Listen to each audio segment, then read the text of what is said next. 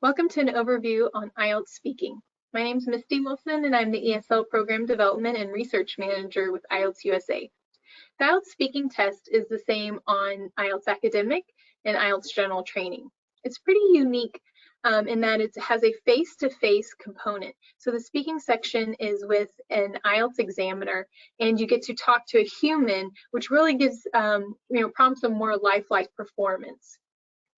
The speaking section lasts 11 to 14 minutes and is divided into 3 parts. Part 1 is introduction and interview, and it lasts 4 to 5 minutes.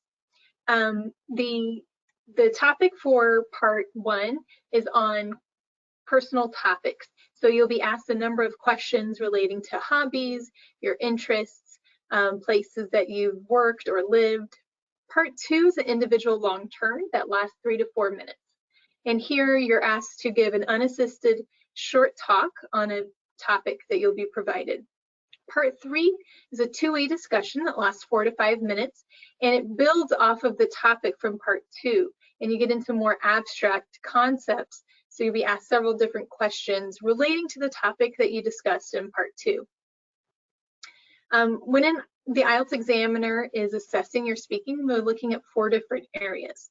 First, fluency and coherence, which refers to your ability to produce speech without much effort, how you're linking your ideas together.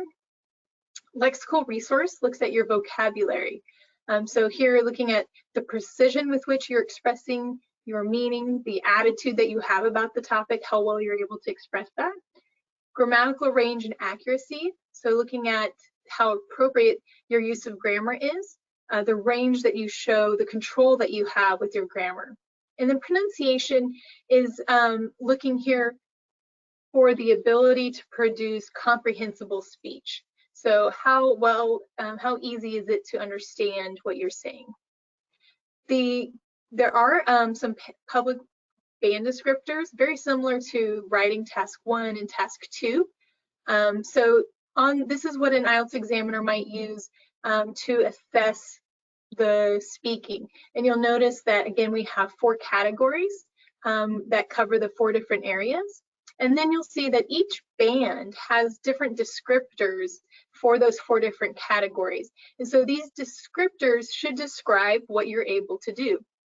So, for example, 6 is someone who's willing to speak at length, though may lose coherence at times due to occasional repetition, self-correction, or hesitation. Another descriptor that should apply to a band 6 is uses a range of connectives and discourse markers, but not always appropriately. So if you're able to do those things, then the examiner would go up 1 level and look at the descriptors for 7 and see if that adequately describes your speech. Then there's an average between these 4 different categories, and that's how your band is determined. Let's take a look at each part of the IELTS test a little bit further.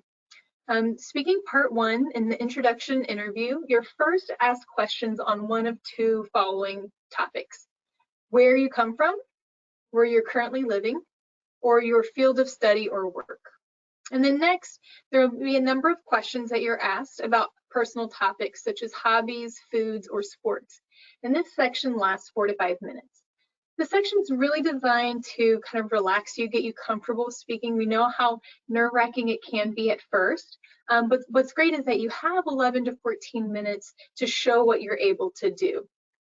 After part 1, you'll then move into the individual long term. And here, the examiner will give you a card where there's a topic and several prompts and bullets. You'll have 1 minute to prepare the talk, and you'll be given a pencil and a piece of paper to write out some ideas. You'll then be asked to start speaking after 1 minute, and then you have 2 minutes to speak. And you should respond to all of the bullets on the card. At the end, the examiner will ask 1 or 2 follow-up questions. Here's an example of a card that you might be given. Describe a museum or art gallery that you have visited. You should say where it is, why you went there, what you particularly remember about it, and say why you would or would not recommend it to others. It's important that you respond to all of these bullets. And so during that 1 minute preparation time, you want to make sure that you write out a few ideas. Don't want to start writing a full script out because you don't have enough time, just ideas to remind you to speak on each of these. For part 3, as I mentioned, you're going a little bit more in depth on the same topic from part 2, and you'll be asked some abstract questions that loosely relate. The examiner is testing your ability to take part in a university-style discussion or a more complex discussion that you might have with a coworker. The questions are asked in increasing difficulty, and so here's just a couple of examples that might be given if the topic had been on museum and galleries. So, is there a need for museums in society? How has art changed over the last 30 years? How will art be different in the future? And notice that these questions are specifically guiding you towards using different tenses as well, so that the examiner can get an idea of your range in terms of grammar. So some advice for the speaking test. For part 1, relax.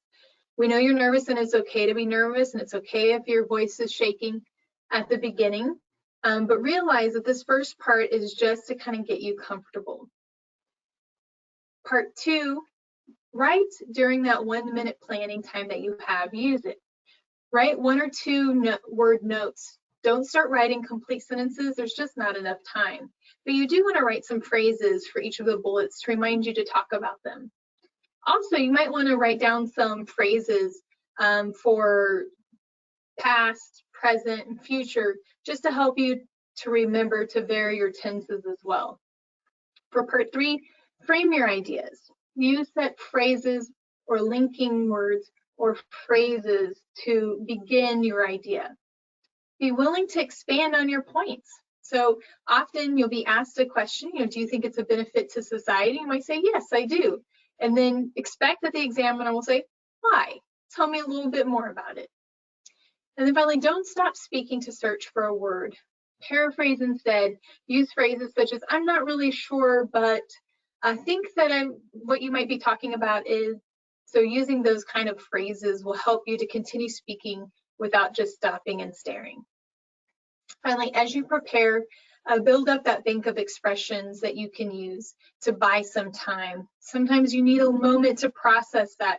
And so if you're ready to use phrases such as, let me think, I'm not sure how to answer that, but I've never really thought about it. Perhaps. And then definitely find some time to record yourself speaking, listen back to yourself speaking, and try to identify some areas that you can improve yourself. In the meantime, check out the Test Taker IELTS prep page and email us if you have any questions.